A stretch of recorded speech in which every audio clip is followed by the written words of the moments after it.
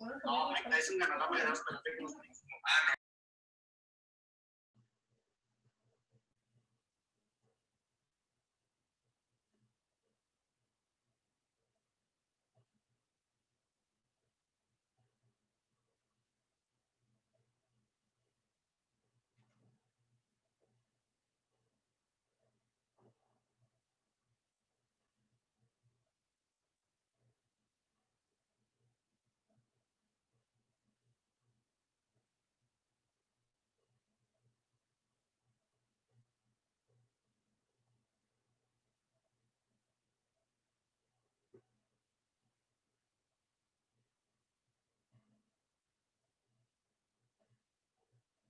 Hola, buenas tardes, noches. Buenas tardes. Buenas tardes. Doctor, ¿Cómo estamos?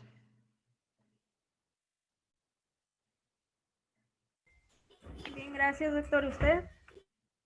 Bien, también. Salvando vidas y escondiéndonos del COVID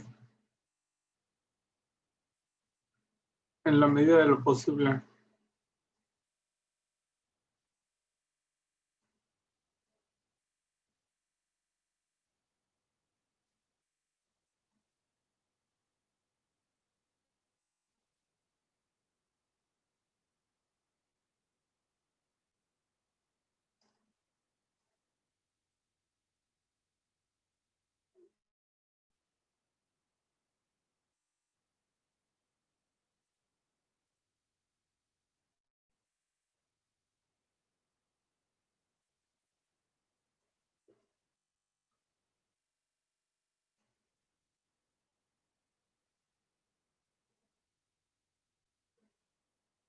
Casi nadie vio la película de Las Invasiones Bárbaras.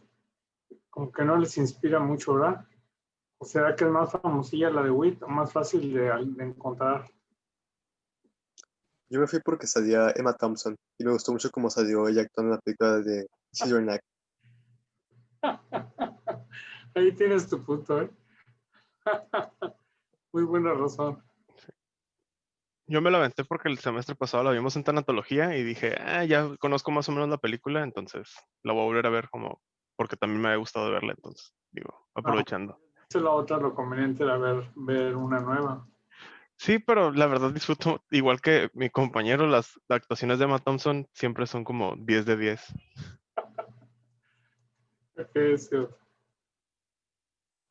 Es cierto, algo de eso. O sea, como que cascabeleando aquí o el internet o la computadora, algo de los dos. Como que todavía no está lista.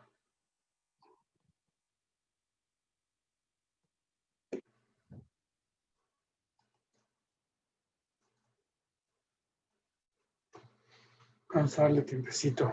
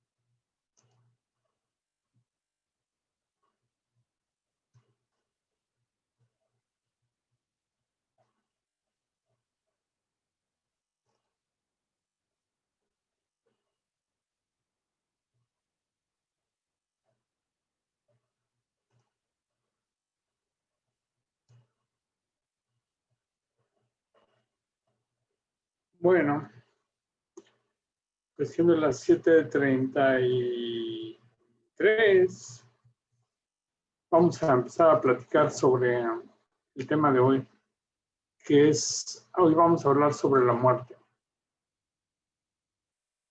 Es un tema interesante, les posteé algún pensamiento de lo relativo que es la muerte para nosotros en las diferentes edades, ¿no?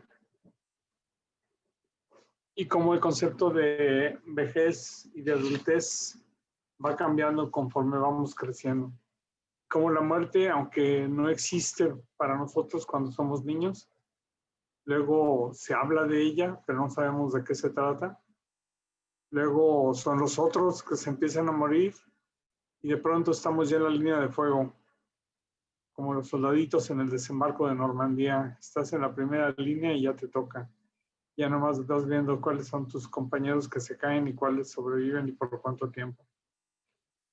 Bueno, ni modo, de eso se trata la muerte. Es curioso que conforme avanza la cuestión de la medicina, vamos alargando el proceso de la muerte, lo vamos extendiendo. Y yo me cuestiono si realmente algún día llegará en el que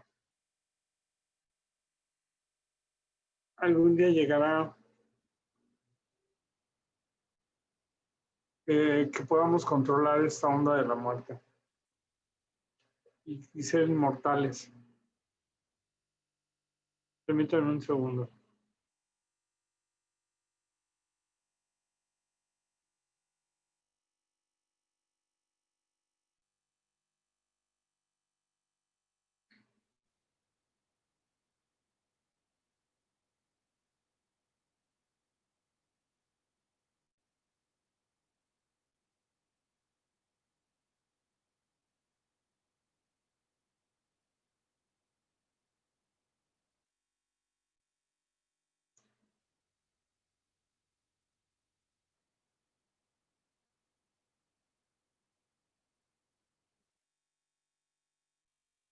Perdón. Entonces,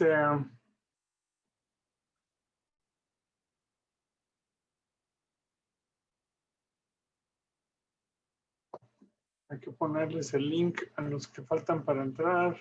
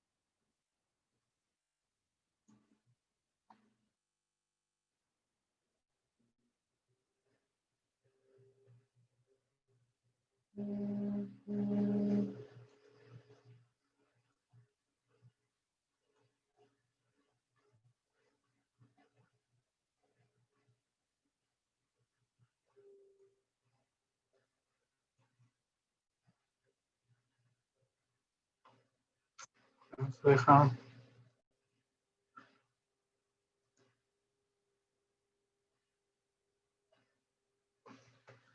Ahí voy, chicos. Aguántenme.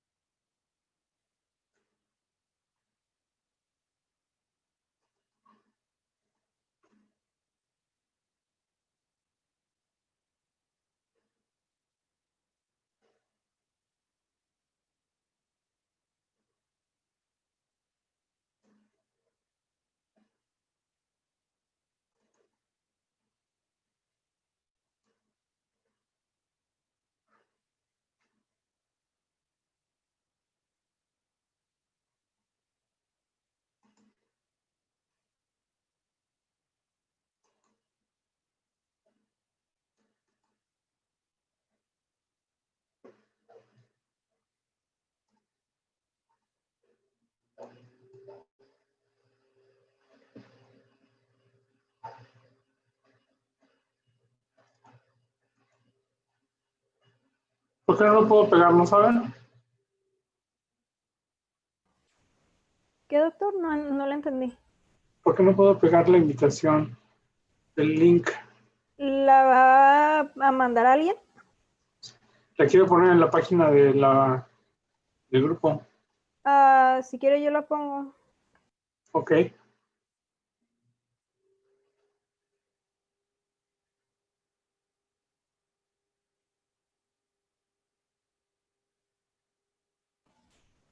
Ya la publiqué.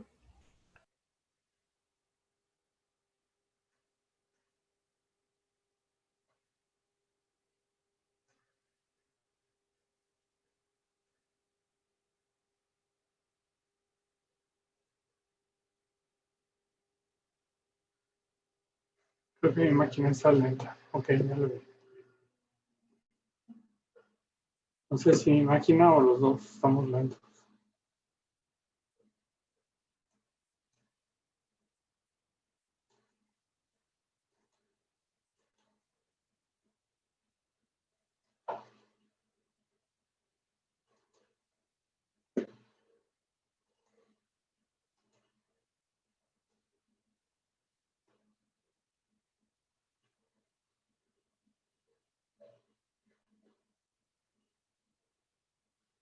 También por ahí vi algún tip que decía que puedo poner más cuadritos de los que se ven, pero no me acuerdo dónde. Aumentar el número de cuadritos, pero bueno, eso luego lo experimento.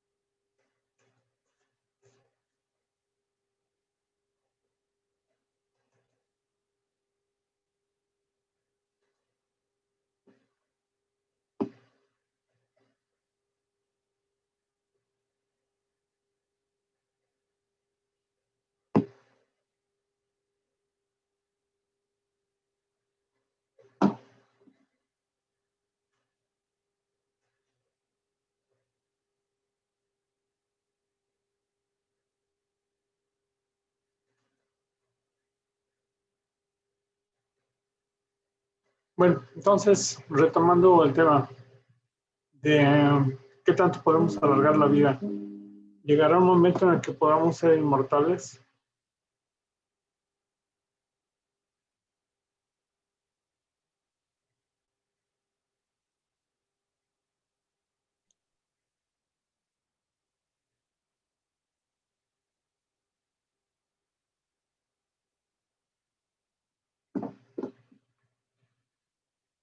Para esto, hay un autor interesante que es José Saramago, que tiene varios libros, varios textos, varios ensayos muy interesantes.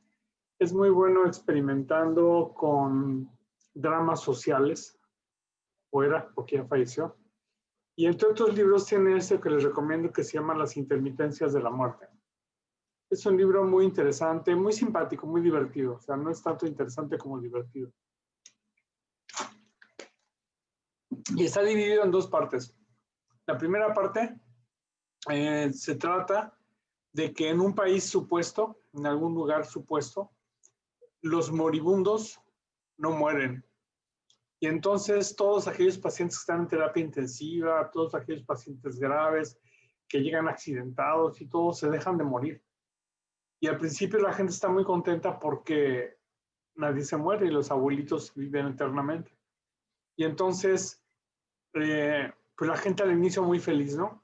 Pero con el paso del tiempo, a corto plazo, resulta que es incómodo que los moribundos no se mueran. y que el viejito que está ahí arrumbado, que están esperando que muera, pues nunca muere y sigue ahí estorbando al resto de la familia. Y cosas por el estilo. Entonces empiezan a quebrar las funerarias porque pues, ya no hay entierros y empieza a haber una especie de caos social, demostrando en ese experimento literario cómo todo lo que puede pasar si dejáramos de morir. De pronto descubren que algunos de estos moribundos cuando salen del país sí se mueren. Y entonces dicen, pues muy fácil, entonces vamos a exportar moribundos para que se puedan morir afuera y luego traerlos ya de regreso. Pero entonces los países de la frontera se enojan y empiezan a poner impuestos y decir, hey, ¿por qué traen aquí la gente a morir? Eso no se vale. Y entonces no los dejan salir y entonces la mafia ofrece sus servicios para exportar moribundos, como quien dice, de cajuelazo, para que se mueran afuera y luego ya poderlos traer de regreso. Y es una serie de caos social que se presenta de una manera muy, muy simpática, ¿no? La otra parte del libro, la otra mitad, estriba en que explica el autor qué pasó, por qué la gente se dejó de morir. Y resulta que la muerte decidió como que tomar vacaciones. En este libro, la particularidad es que cuando alguien iba a morir, recibía una carta morada, como la que se ve aquí en la portada. Y entonces, cuando recibía la carta morada, tenía 24 horas para preparar sus cosas para morir y dejar todo bien, arrepentirse de sus pecados o no sé. Y entonces, pero había una carta que se le devolvía a la muerte continuamente y estaba muy intrigada de por qué no le funcionaba a él con esa persona. Entonces decidió, como quien dice, bajar al mundo o subir al mundo a conocer a esa persona. Pero pues tenía que venir, podía venir como muerte porque pues, asustaba a medio mundo y decidió venir encarnado en una figura de una mujer.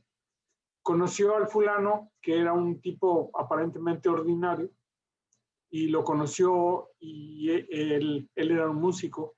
Y entonces se entabló una relación rápida e interesante entre ellos dos y finalmente pues terminó como tenían que terminar las historias de amor. Terminaron en la cama, él y la muerte. Y bueno, tal como dice en este párrafo, pues cuando tuvieron el encuentro, él se durmió y ella no. De manera que entonces ella, la muerte, se levantó, abrió el bolso que había dejado en la sala y sacó la carta de color violeta. Y así finalmente nuestro amigo pudo morir. Es un ensayo, como les digo, interesante acerca de qué pasaría si de verdad no muriéramos. Y vale la pena que se los recomiendo. Por ahí salió también el año pasado una noticia de que a un paciente le dieron su pronóstico de muerte a corto plazo a través de un video. Y se armó todo un escándalo, ¿no? Porque dijeron que cómo era posible que se hiciera eso, cuando no estaban ni siquiera los familiares del paciente, que estaba solo. Total, se armó un irigote. Pero esto es algo muy cercano a lo que se nos puede presentar ahora ya en la vida real.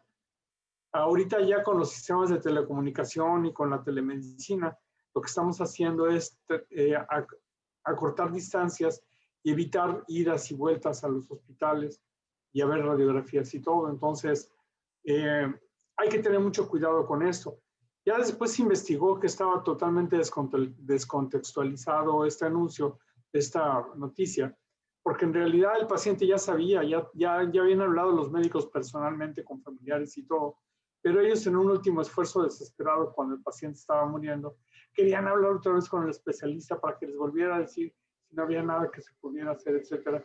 Y el especialista pues ya llegó al momento que tuvo que decirles que no había nada más que hacer y de ahí se descontextualizó y brindó todo un rollo.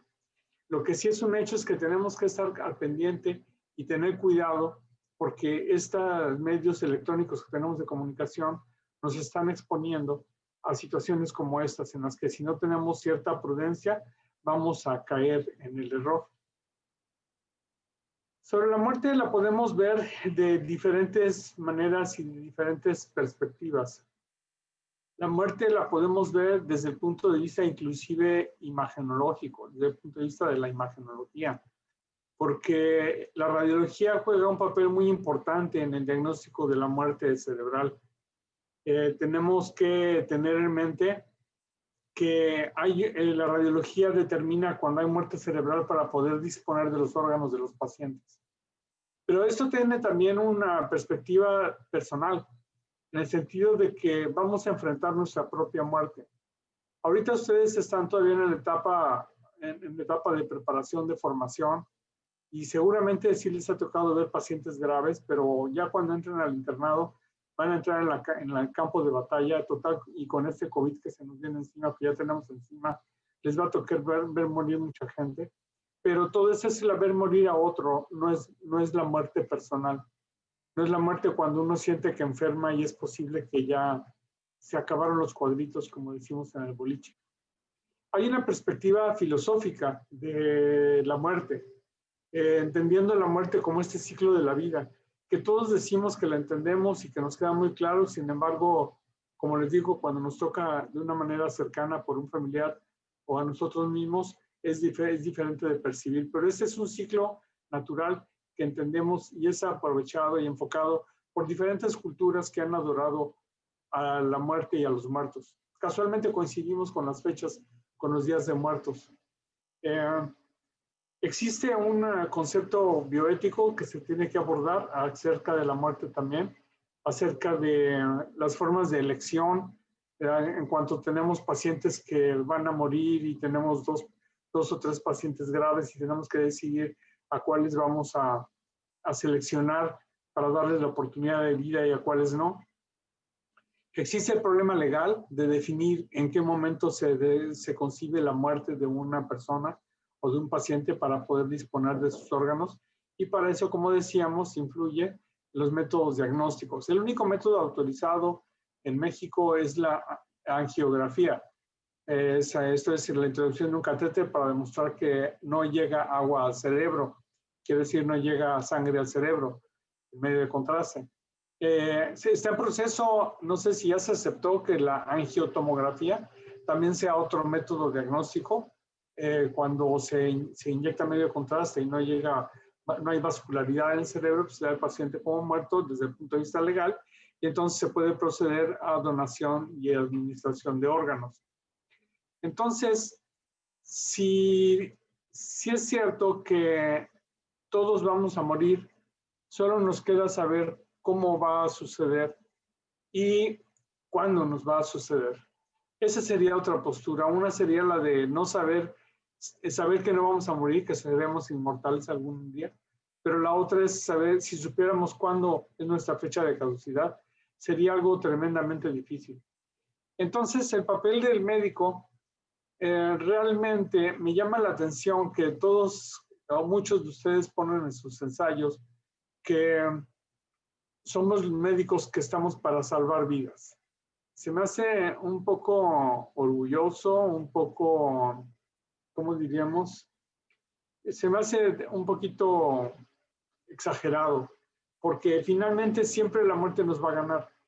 Entonces realmente no salvamos ninguna vida, únicamente mejoramos la calidad de vida de una persona, le aliviamos de alguna enfermedad y eventualmente podemos prolongar esta etapa, este lapso en el que esta persona va a morir, porque la muerte siempre nos va a vencer. Entonces esa idea de que salvamos vidas me hace un poquito relativa. Entonces el problema está en la palabra salvar, ¿no? Bueno, yo pienso que entonces el problema estaría en la palabra salvar, o sea, ¿qué entendemos por salvar? Que en este caso, pues como menciona bien, doctor, no se puede evitar la muerte, pero se prolonga. Entonces sería como redefinir la palabra salvar, o en este caso establecerlo. Exactamente. En estos términos, en conceptos filosóficos y de debate, es importante esclarecer lo que significan las palabras, primero para todos, el diccionario de la Real Academia etimológicamente, y luego ya lo que significa para cada persona en especial. Lo particular de esto es que la postura del médico, a veces se le sube la idea al médico de que realmente está salvando vidas, y como le digo a muchos de mis amigos, me dicen, ¿qué haces aquí salvando vidas? Ay, como radiólogo has de salvar muchas. Pues sí, salvo mi vida, la de mi esposa y la de mi gatita que está aquí conmigo, porque ellos dependen totalmente de mí. Fuera de ahí, sí participo en el proceso curativo de los pacientes de forma activa, pero esa postura, como les digo, un poco arrogante del médico, creo que es la que tenemos que tener un poquito más ubicada o bajarnos un poquito del pedestal. Decíamos entonces que la cuestión del cómo vamos a morir, hay formas bonitas de morir y hay formas feas y tortuosas de morir, que es lo que traté de ilustrarles con estas dos películas que se ven como la de Witt, que es una muerte trágica, dolorosa, la paciente no quiere morir, una paciente aislada, los médicos fríos, en un ambiente administrativamente frío, que ignoran su decisión de no resucitación, etc. A eso se le conoce como distanasia. Luego tenemos otras formas de entenderlo, que es la ortotanasia, que es la muerte adecuada, que es la muerte que el profesor Remy, en la otra película, decide tomar. Le diagnostican un cáncer de páncreas, ya no hay mucho que hacerle, no hay nada que hacerle, y entonces decide reunirse, hacer una reunión con su familia, con sus esposas, sus exesposas, sus amantes, sus amigos, hacen un pachangón y finalmente al día siguiente en la mañana, cuando está saliendo el sol, una enfermera le administra medicamento para que pare su vida. Y es una manera muy elegante y muy romántica de morir. Tenemos que tener en claro lo que es un enfermo terminal, lo cual implica también ciertos conceptos difíciles de manejar, porque con frecuencia vemos en las solicitudes de rayos X que llega un paciente con insuficiencia renal terminal y nos está hablando de que su proceso patológico ya llegó a un límite, pero no se le han terminado sus alternativas de vida, porque puede pasar a la etapa de trasplante renal, por ejemplo. Entonces hay que afinar el concepto de enfermo terminal. Tenemos el concepto de eutanasia, que es el ayudar a morir a los pacientes. Tenemos el concepto de cuidados paliativos, que es una forma de eliminar el sufrimiento en un paciente moribundo, sí administrando medicamentos a dosis muy altas, pero en los que la intención no es que el paciente muera. Y tenemos algunos conceptos como el de subsidiariedad, esto es, el paciente puede delegar su responsabilidad de decisiones de vida o muerte a sus familiares cercanos, a un amigo cercano. Lo puede hacer por escrito si el paciente está consciente todavía, pero eventualmente también puede darse el caso de que sea hasta un enfermero que esté con él quien reciba la orden, como se puede ver en la película de Witt, el principio de subsidiariedad. Tenemos otras situaciones particulares como son los estados vegetativos persistentes, en el que no sabemos si el paciente está vivo, está muerto, si tiene actividad cerebral o no. Y aquí la imagenología con la resonancia magnética funcional empieza a jugar un papel muy importante. Otra alternativa es parecida a la subsidiariedad, que es la delegación de la responsabilidad, es escribir el testamento vital en la que decidimos que no queremos medidas heroicas, que no queremos que se hagan medidas de resucitación sobre nosotros, y hay personas que inclusive se tatúan el DNR o Do Not Resuscitate para evitar que se hagan maniobras de resucitación, lo cual no siempre se sigue, porque si llega un paciente de urgencias con un tatuaje que dice no resucitar, legalmente es un poco difícil aceptarlo así, decir, es que ahí decía que no se debe de reanimar. Pero bueno, estas son las alternativas y las cosas que hay que ver. Entonces la distanasia, como la que vimos en la película de Witt, es una muerte difícil o angustiosa y se define como tratamientos extraordinarios de los que nadie puede esperar ningún tipo de beneficio para el paciente. A veces es el puro proceso de experimentación que está tratando de seguir para completar un protocolo sin importar realmente lo que suceda con el paciente. Por otro lado, la ortotanasia es la muerte digna. Esto es lo que le pasó al profesor Remy. Se entiende pues que el paciente tiene derecho a morir dignamente sin el empleo de medios desproporcionados y extraordinarios para mantener la vida. Ahora que se dio la situación del COVID y la saturación de las unidades de cuidados intensivos, en la que se tienen que tomar decisiones de qué pacientes pasan a cuidados intensivos y cuáles no, se han dado muchos conceptos de lo que es el triage de la toma de decisiones, Y se estuvo hablando mucho de que algunos ciertos pacientes ya no tenían derecho a pasar a la unidad de cuidados intensivos, como los pacientes de edad avanzada, pacientes por arriba de 70 años o 60 años, y hubo mucho revuelo al respecto. Inclusive se llegó a plantear en la misma normatividad la posibilidad de que si no había alguna decisión racional entre dos pacientes, había que echar un volado y ese era el que iba a decidir qué paciente entraba y cuál no. Se complicó tanto que hubo momentos en que se pensó en el valor social de las personas. Decían, es que no es lo mismo un malandrín de 20 años que tenga COVID y que necesite ir a cuidados intensivos a un adulto de 70 años que sea maestro de bioética y que a lo mejor todavía tiene mucho que ofrecer a la sociedad, y entonces este concepto de valor social lo pusieron en tela de juicio y finalmente quedó desechado. Y quedó desechado con la idea de que es al joven a que se le tiene que dar prioridad por el derecho que tiene a vivir más, tiene más tiempo de vida que la otra persona, independientemente del valor social. Otra de las cosas que decían sobre el valor social es que se podría tener mucho sesgo al momento de tomar las decisiones. Sin embargo, este sesgo persiste de cualquier manera y es seguro, y ciertamente, que en las unidades de cuidados intensivos se cuelan pacientes que son familiares de médicos, familiares de administrativos poderosos, etcétera, y se les da prioridad para entrar a las unidades de cuidados intensivos. Parecía que esto ya estaba bajando, sin embargo amenazaron con que otra vez regrese el brote y regresemos a la etapa roja de encerramiento, de cuarentena. Otros nombres que se le dan a este proceso de distanasia es el de encarnizamiento terapéutico. Sin embargo, es una terminología que los invito a no utilizar, puesto que en el diccionario, encarnizamiento es crueldad con la que se ceba a alguien. Y nadie, ninguno de los médicos lo está haciendo de manera crueldad, lo harán de manera fría, lo harán de manera inhumana, pero no con crueldad. Entonces, este es un término más bien como aplicable también como el ensañamiento, es un término más bien aplicable a los amarillismos periodísticos. Entonces, el nombre más correcto para este proceso es el de distanasia.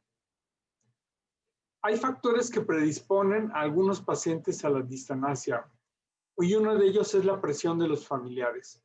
Ya vieron o leyeron ustedes en su artículo cómo algunos padecimientos pediátricos de niños que van a morir irremediablemente, los familiares piden que se les prolongue la vida, los familiares presionan para que se den métodos de reanimación a un niño que tiene una cardiopatía congénita que no es compatible con la vida, y sin embargo algunos ceden a la presión y hacen las disque maniobras, disque de resucitación, se hace una especie de teatro, simulacro, pero esto es por la presión de los familiares.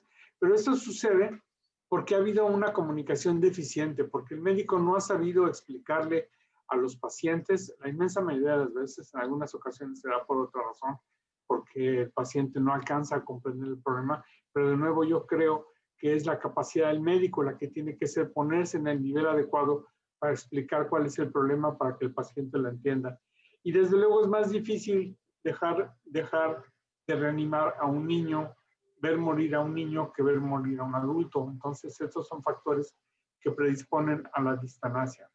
Otros pacientes que son fáciles de sufrir este proceso de distanasia son pacientes inconscientes, pacientes con niños prematuros, enfermedades crónicas, enfermedades terminales y desde luego los pacientes con deterioro psicológico. Los factores causales de las distanasias son principalmente el médico que no acepta el fracaso terapéutico. Esa idea de que lo tengo que salvar a como dé lugar es uno de los factores predisponentes a la distanasia. El convencimiento de que la vida es un bien absoluto. También algunos comentan que como médicos estamos hechos para salvar, no para matar. Eso también es un poquito rebatible, porque ya desde el inicio del curso hemos aclarado que la vida en ciertas circunstancias no es el valor primordial. Lo puede ser la dignidad, lo puede ser la calidad de vida, lo puede ser evitar el sufrimiento. Entonces, no hay un valor absoluto en la vida a todas luces. Entonces, sí hay pacientes que en un momento dado, en estados críticos como este, que ya son irreversibles, que están en falla orgánica múltiple, realmente sería más adecuado ayudar a terminar este proceso desde un punto de vista humano, ¿no? La cientificización sobre la humanización, como lo que pasó en la película de Witt, es de seguir apegarse y aferrarse a protocolos, aunque el paciente esté sufriendo. Y el médico que tiene desprecio a los derechos del paciente. Por lo tanto, los derechos del paciente pasan a tomar un papel muy importante. En todos los hospitales ya ahorita tiene que haber pegado en los diferentes pisos los derechos del paciente, pero así también los derechos del médico.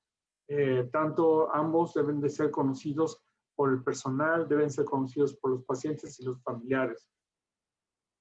¿Cómo se previene la disanasia? Pues precisamente respetando el derecho de sus pacientes, se protege con las voluntades anticipadas, se protege con una comunicación correcta y desde luego mejorando la docencia acerca de los tratamientos paliativos, mejorando la conciencia de todos estos procesos de mortalidad.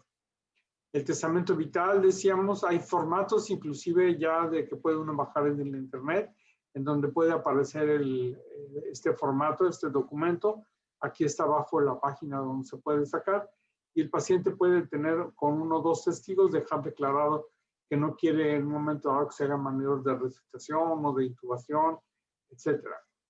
El principio de subsidiariedad también existen ya formatos en el que el mismo paciente y sus testigos lo pueden llenar y legar las decisiones fundamentales o vitales a esta otra persona en caso de que el paciente esté inconsciente. La práctica científica correcta debe de ser respetar el derecho del paciente a rechazar un tratamiento. Esto va en cuanto al principio de autonomía. Nadie está obligado a someterse a tratamientos desproporcionados para preservar la vida, sobre todo con un pronóstico malo. Y si el médico está convencido de la futilidad o la inutilidad de un tratamiento, debe tener el deber ético de no continuarlo si prolonga la vida del paciente. Evitar que el paciente o familiar reciban información o mensajes contradictorios. Esto es muy importante porque con frecuencia el médico llega, le explica al paciente qué es lo que tiene, a los familiares les explica qué es lo que tiene y resulta que las enfermeras o alguien más del servicio o un tío o alguien más llega y les dice es que existen otras alternativas, díganle que les dé este otro medicamento, ¿por qué no se le llevan a la clínica fulana de tal en donde les ponen ciertos atoles experimentales y con eso sobreviven más, etcétera? Entonces esto hay que tratar de evitarlo, al menos dentro de lo que es el ambiente hospitalario. Para esto hay que consultar a los comités de ética hospitalarios, que son los cuerpos colegiados que ya tiene que estar preestablecido toda esta normatividad. Respecto a la eutanasia, hay argumentos a favor y en contra, como siempre. La inmensa mayoría son de tipo religioso y como hemos visto ya en las sesiones anteriores, pues se tiene que respetar la decisión del paciente. Entonces, los argumentos son principalmente acerca del consenso, quiénes están de acuerdo y quiénes no. Los médicos que dicen que estamos hechos para salvar y no para matar, pues entonces están en contra de esto. Sin embargo, la dignidad, la muerte digna por parte del paciente es algo importante. Y desde luego, respetar la autonomía personal para que el paciente decida qué es lo que se puede, siempre y cuando esté admitido desde el punto de vista legal, porque resulta que en México no está aceptado todavía. Lo que sí está aceptada es la sedación terminal, que tiene como intenciones aliviar el sufrimiento que no se puede quitar ya al paciente con medicamentos que no tienen la intención de matar al paciente, sino únicamente de quitar el dolor, pero finalmente acaban haciendo de alguna manera lo mismo. Esto en la realidad ya se practica en los hospitales. La sedación terminal se pasa de un brinquito a la eutanasia y se hace esto con frecuencia, digamos a la sorda, digamos sin hacerlo oficialmente, pero parece ser una buena manera de agilizar este proceso de muerte. Ustedes ya también llevaron tanatología, ya todos conocen lo que son las etapas del duelo, estudiadas por Elizabeth Kubler-Ross, que son estas etapas que pasan de la actividad a la pasividad, en donde ya sea la persona que sabe que va a morir, ya sea los familiares, pasan de estas etapas primero de la negación, luego a la ira, luego a la negociación, luego a la depresión y finalmente a la aceptación de la realidad. No necesariamente tienen que seguir este orden, no necesariamente el paciente tiene que pasar por todas ellas. Depende mucho del estado psicológico, de su estado cultural, de su capacidad de crítica, etc. Desde el punto de vista personal, decíamos, es el evento más importante, es el evento más trascendental y cada quien la enfrenta de acuerdo a sus filias y a sus fobias. Y eso tiene que ver mucho con la influencia cultural. Es decir, que aún dentro de una misma sociedad hay diferentes formas de vivir este proceso de muerte, en los que, por ejemplo, en algunos está permitida la incineración, en otros no, en otros deben de ser enterrados, otros piensan en incinerar al paciente y hacer las cenizas en una maceta para que crezca un arbolito.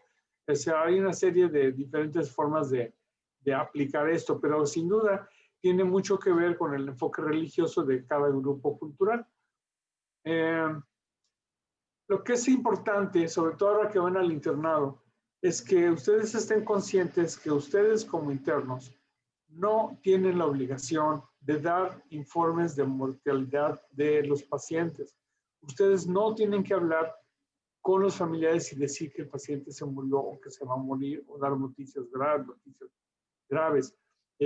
Ustedes no deben hacerlo. Esto le corresponde a un residente de alto rango, si no es que al médico de base, al menos en la teoría. Pero ustedes tienen derecho a protestar. Pero lo que sí deben de saber de todos modos, no sé si ya habrán tenido acceso en su materia de tanatología, a algunas formas adecuadas de hablarle a los pacientes de unas malas noticias, para lo cual se recomienda, en términos en inglés, lo que se llama de spikes, cómo entregar las malas noticias. Esto de spikes se refiere a los signos de lo que es el escenario bajo el cual ustedes van a hablar con los familiares para darles las malas noticias. Esto no se hace en el pasillo, no se hace en un lugar donde ellos puedan sentarse, donde sea un lugar cómodo, donde no haya ruidos ni interrupciones, para que el mensaje pueda llegar con la paz y los pacientes o los familiares puedan llorar y puedan expresar sus sentimientos ampliamente sin ningún tipo de recorte emocional ni de tiempos. Tenemos que percibir si el paciente ha entendido lo que le estamos diciendo. Tenemos que percibir si tenemos que modificar nuestro lenguaje. Tenemos que percibir, aclararle las dudas, invitar al paciente a que participe y nos externe sus dudas, ver que el paciente tenga la información suficiente, el conocimiento necesario de lo que va a pasar. Necesitamos desarrollar estas capacidades de empatía, de percepción de la gravedad de que el paciente entendió, y finalmente desarrollar una estrategia para dar estas malas noticias. Eso es una parte importante y lo pueden encontrar en un artículo de este autor, porque los oncólogos son de hecho los que más se enfrentan a este tipo de problema. Los oncólogos médicos, cirujanos oncólogos, todo el tiempo tienen que estar lidiando con este tipo de situaciones. Y es importante que este tipo de médicos que están en contacto continuo con la muerte tengan tratamiento también psicológico. Ellos deben de tener una orientación psicológica y llevar psicoterapia, porque llega un momento en que les pesa también el no poder hacer nada por un paciente y pueden terminar con problemas también ellos. Desde el punto de vista filosófico, pues dice el profesor Shelley de la Universidad de Stanford o de Yale, ahorita no sé dónde, dice que la muerte puede que no sea tan mala como nosotros creemos, porque realmente la muerte no es más que la transición del ser al no ser, es la suspensión de la existencia. Entonces, ¿en qué nos afecta si ahorita bruscamente alguien deja de existir? Lo que nos da miedo generalmente es la transición, el paso del ser al no ser. Pero una vez que no somos, ¿en qué nos afecta? Realmente no es mayor problema, afecta más a los que se quedan. Hay una película muy interesante de Ingrid Bergman, que es esta que ven aquí, en donde la muerte visita a esta persona y le dice que se va a morir, pero como es muy buen ajedrecista, este camarada le propone a la muerte un juego y le propone que si le llega a ganar, pues le dé un poco más de tiempo de vida. Y entonces durante esta película se están hablando y están haciendo diálogos filosóficos muy interesantes acerca de los tiempos vividos y los tiempos muertos. Existe otra forma de abordar el proceso de la muerte desde el punto de vista psiquiátrico. El doctor Irving Yalom es un psiquiatra de Nueva York, ya mayor. Ejerció 40 años la psiquiatría y estuvo en contacto principalmente con pacientes cercanos a la muerte. Entonces, él escribió este libro que se llama Mirar al Sol, en la que narra sus experiencias con pacientes moribundos y transmite la información. Él tituló este libro Mirar al Sol porque dice que ver a la muerte es como ver al sol. Lo podemos ver un segundo, pero no podemos quedarnos viendo porque nos deja paralizados. Si de pronto visualizamos nuestra propia muerte y no nos entra el pánico y no podemos movernos. Él escribió, entre otros libros, otro que se llama El día que Nietzsche lloró y otro que se titula Un año con Schopenhauer. Esto requiere de él un gran conocimiento filosófico, gran conocimiento literario para el desarrollo de estas obras, que también se las recomiendo. Mirar al Sol. En la de Un año con Schopenhauer se trata de un psiquiatra que va a su chequeo anual de su seguro de vida. Le hacen estudios y le encuentran que tiene melanoma metastásico por todos lados, aunque él está asintomático, y le dicen que le queda un año de vida. Entonces el libro se trata de cómo enfrenta él este proceso de un año que le queda de vida y cómo lo va a resolver y cómo pasa por todas estas etapas por las que tiene que pasar y cómo lo convierte en algo positivo. Se los recomiendo también. Hablábamos del profesor Shelley Kagan, que tiene un curso completo de filosofía de la muerte en la Universidad de Yale. Aquí está el link. Se los recomiendo, son como 25 o 30 clases en las que analiza todas las posibilidades de la existencia o no de vida más allá de la muerte, qué significados tiene la muerte. Es un curso muy interesante y finalmente nos abre mucho el campo y la visión que podríamos tener de este proceso. Él, desde luego, pues como buen filósofo, es ateo o agnóstico, como le quieran llamar, y desde luego desmitifica el concepto del alma, el concepto de que pueda existir algo más allá de la muerte, nos aclara todo, es algo muy interesante. Dentro de los trabajos interesantes que he visto sobre la muerte, hubo un fotógrafo que presentó una serie de casos de pacientes cercanos a la muerte, con una foto cuando estaban vivos, con un diálogo que hizo con ellos, y finalmente la foto una vez que habían muerto. Es algo interesante, es algo muy distinto. Y entonces, por ejemplo, esta paciente, Edelgard Clavely, de 67 años, pues ella dice, la muerte es una prueba de madurez. Todos tenemos que pasar hacia ella. Yo quiero morir, dice, quiero morir, quiero regresar a ser parte de esa luz, pero morir es un trabajo difícil, es un trabajo pesado. La muerte está en control del proceso, no puede influenciarla. Bueno, eso algunos piensan que sí pueden, como el profesor Remy, pero otros dicen, no, todo lo que puedo hacer es esperar. Se me dio la vida, yo la viví y ahora tengo que regresarla. Y bueno, son aspectos filosóficos interesantes acerca del proceso de la muerte. Una enfermera llamada Bronnie Ware, esta enfermera también trabajó muchos años en pacientes moribundos y recolectó los 5 arrepentimientos mayores de los moribundos e hizo un libro que se titula, como ven, The 5 Regrets of the Dying, en los que narra, en primer lugar dice, se arrepiente mucho la gente de que no tuvo el coraje de vivir su propia vida y vivió más la vida de acuerdo a las expectativas que los demás tenían de ella, sus familias, sus parejas, etc. La número 2, dice, ojalá no hubiera trabajado tanto. Me dolió esa, me volvió a mí porque yo trabajo mucho más de lo que yo quisiera. La número 3, hubiera tenido el coraje de expresar mis sentimientos. Es decir, no se hubiera quedado callado tanto tiempo. Se arrepiente mucha gente cerca de morir. Otra dice, me hubiera gustado estar más en contacto con mis amigos. Bueno, ahora con la cuarentena sin duda sería un poquito más complicado. Y el número 5, el arrepentimiento número 5, me hubiera permitido con más frecuencia ser feliz. Es algo interesante también y lo dejamos aquí pendiente para el análisis filosófico. Cada quien muere, escoge el momento y si puede escoger qué hacer en esos últimos momentos. Algún paciente pidió como último deseo ir a ver una de sus pinturas favoritas. Y bueno, cada quien de acuerdo a su estatus cultural y a su estatus social y sus recursos también, hay que reconocerlo, podrá tener opciones y alternativas. Personalmente, yo, Gerardo Sela, quisiera morir bonito. Yo quisiera morir como dijo Manuel Gutiérrez Nájera en este poema. Este es solo un fragmento. Dice: quiero morir cuando decline el día, en alta mar y con la cara al cielo, donde parezca sueño la agonía y el alma un ave que remonta el vuelo. Esperemos no tener que morir en una unidad de COVID. Esperemos no tener que morir intubados, pero eso es algo que difícilmente podemos decidir.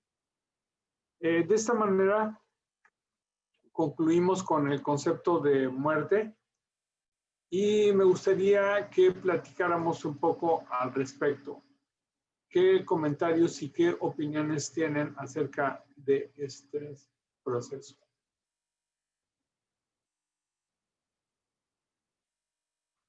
Venga, tenemos aquí a nuestra invitada Yesenia, licenciada en Administración de Empresas en Proceso, nutrióloga, y todos ustedes, muchachos, ¿qué opinan en sus ensayos? Aparte de la idea de salvar vidas como médicos, ¿qué opinan de la eutanasia?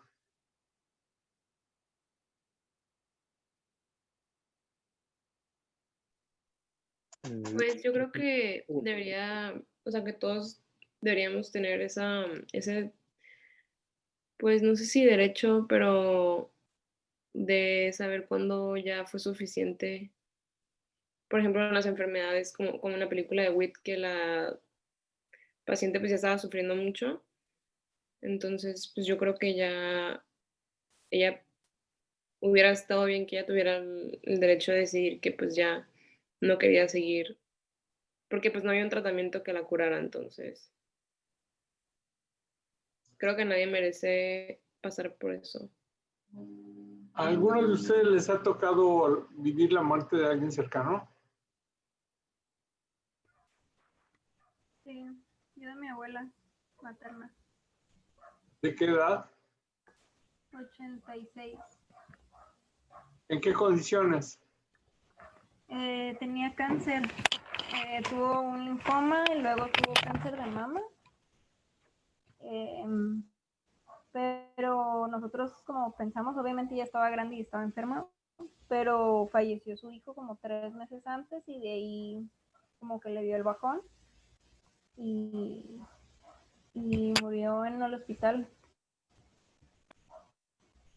¿Cómo vislumbran ustedes su muerte? ¿Alguien ha estado? ¿Cómo qué? Perdón. ¿Alguno de ustedes ha estado cerca de la muerte?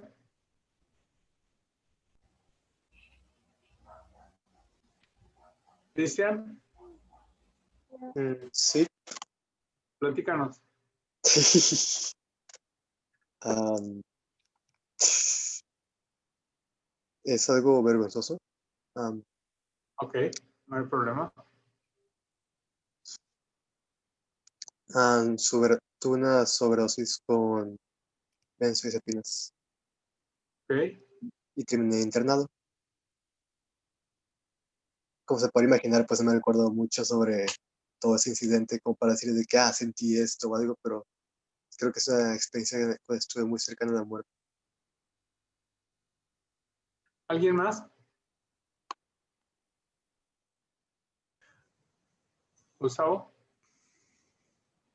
¿No? ¿Algún accidente automovilístico?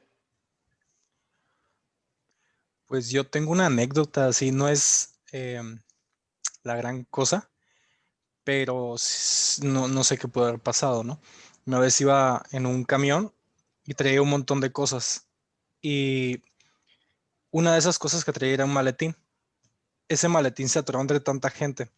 Lo logré zafar y al momento que iba a dar el último paso, pasó una moto a toda velocidad en la banqueta. Entonces, por esas milésimas de segundo que perdí, en el momento que volteé y iba a bajar, me pude haber atropellado. Y otras veces me ha pasado que se me han caído cosas inmediatamente cuando me muevo. Entonces, en esos momentos, aunque parezcan sencillas, insignificantes, por milésimas de segundos que a lo mejor podríamos estar cerca de la muerte. Es correcto, en realidad esto es algo que nos puede suceder súbitamente. En respecto a la muerte en los hospitales, pues hay que estar atentos de los comités de bioética, de los derechos de los pacientes, de los derechos de los médicos. Ustedes en cuanto lleguen al internado tienen que localizar todas estas circunstancias, situaciones y estar muy alertas, ¿no? Estar muy atentos a lo que pueda suceder. No dejarse que ustedes los manden a dar, ustedes pueden negarse a ir a dar malas noticias respecto a los pacientes y estar muy atentos en eso. Hay que buscar la ortotanasia, hay que evitar la distanasia y bueno, pues básicamente es de lo que se trata este tema. La legalización de la eutanasia es algo que se debe de dar ya en algunos países europeos, esto se permite. En Estados Unidos entiendo que hay algunos estados en los que se permite bajo ciertas condiciones. El paciente tiene que tener cierto tiempo de vivir ahí, o sea, no se vale hacer el turismo mortuorio. O sea, el paciente tiene que demostrar que vivió ahí. El paciente tiene que demostrar que no está deprimido. Y es interesante esto porque es difícil pensar que alguien que sabe que se va a morir no esté deprimido. Y en realidad no es necesario, no va lo uno con lo otro. Los psiquiatras, los psicólogos tienen herramientas para decidir si el paciente está no deprimido y una vez que deciden que no está deprimido, procede su petición de muerte.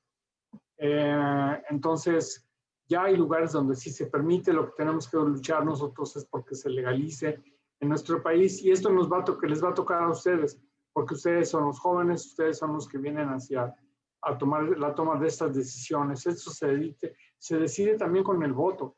Si yo voy a votar por un líder que va a ser el gobernador, el presidente municipal, yo sé cuál es su carga política y veo que está incluida el asesoramiento, la permisión de la interrupción temprana del embarazo, la legalización de la eutanasia. Yo tengo que buscar este tipo de situaciones si es que quiero que mi país o mi estado se actualice.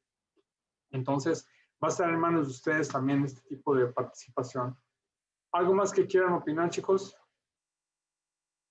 Yesenia.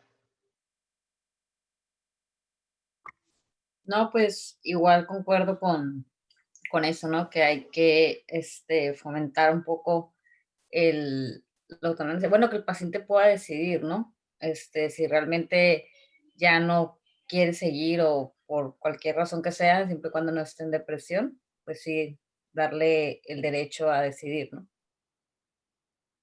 Y es un trabajo básicamente psicológico y de los oncólogos, es algo muy importante. Bueno, pues si no tenemos nada más que comentar. ¿Sí? Yo tenía unas preguntas. Sí, Francisco, venga. Me gustaría ver qué puede responder con respecto a las diferencias entre la eutanasia y el suicidio. ¿Cuáles serían las diferencias principales? Bueno, el suicidio es el mismo paciente que lo ocasiona, la eutanasia es alguien más que lo está realizando.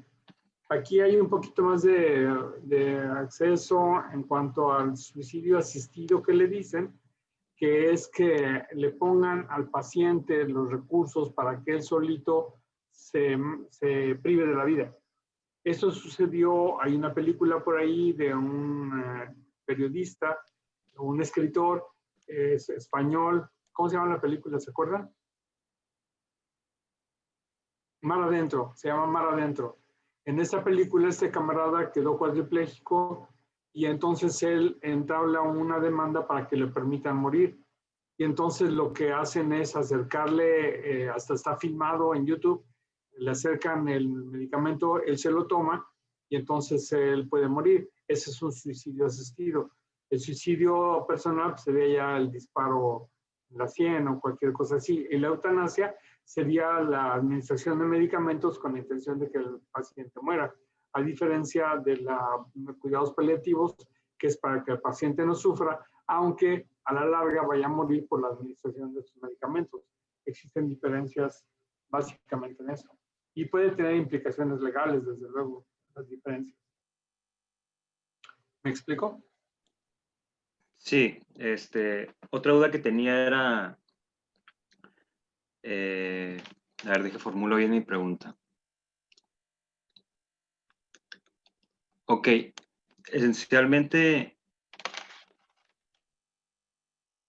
¿por qué se ve bien, o sea, una eutanasia y por qué se quiere, por ejemplo, evitar el suicidio? Por ejemplo, yo pues he visto muchas campañas en contra del suicidio y pues hay líneas telefónicas en contra del suicidio. Obviamente es algo que pues nunca se va a creer, ¿no? Que una persona se suicide. Pero ¿por qué sí está bien vista la eutanasia? No sé si más o menos se puede entender para dónde va mi pregunta. Tal vez influiría el hecho de que el suicidio sería de una persona con algún padecimiento terminal o no. Es decir, que sí, ciertamente todos tenemos derechos sobre nuestro cuerpo.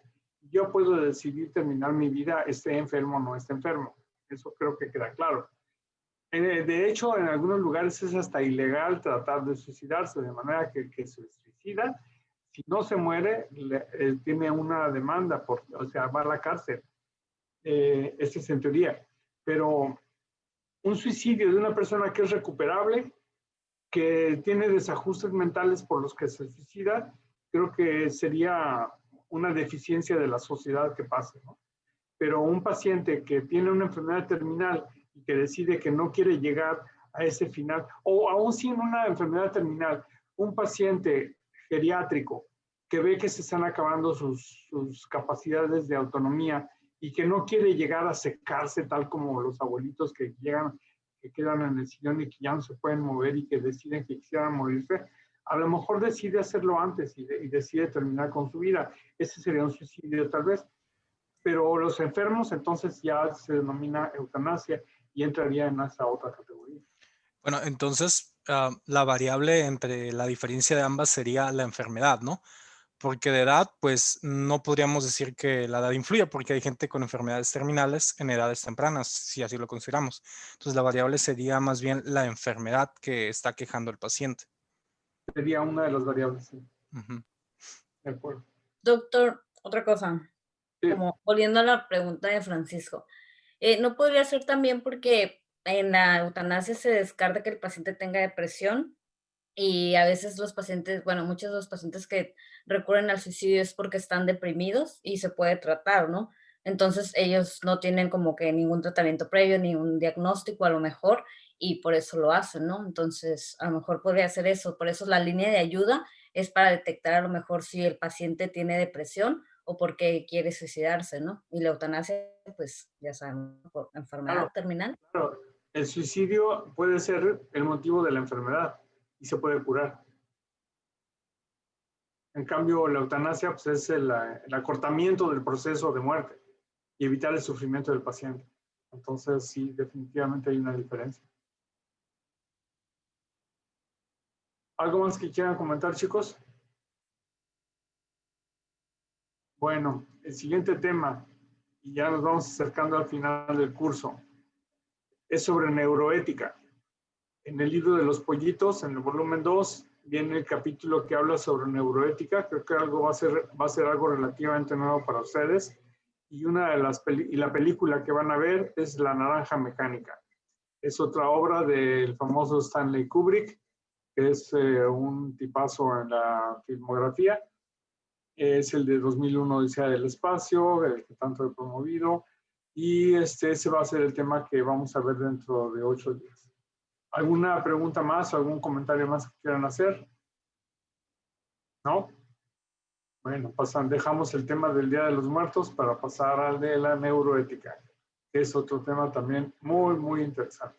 Y en donde la imagenología juega un papel muy importante en cuanto a la resonancia magnética funcional, que ya nos permite predecir cuando una persona miente, cuando nos permite predecir las áreas de la felicidad, las áreas de la infelicidad, las áreas del sexo, las áreas de las cochinadas, de todas estas cosas. Las podemos determinar ya con resonancia magnética funcional e incidir sobre ellas. Y podemos incidir con medicamentos, podemos incidir con electrochoques y podemos incidir con fármacos como la serotonina, y podemos incidir en en el funcionamiento del cerebro con la neuroética. Y vamos a ver qué es lo que se puede hacer y qué es lo que no se debe hacer. Muy bien, chicos, nos vemos entonces dentro de 8 días. Un gusto estar con ustedes como siempre. Gracias, buenas noches. Gracias, Doc. Buenas noches, Buenas doctor. noches. Que descanse. Buenas noches. Bye.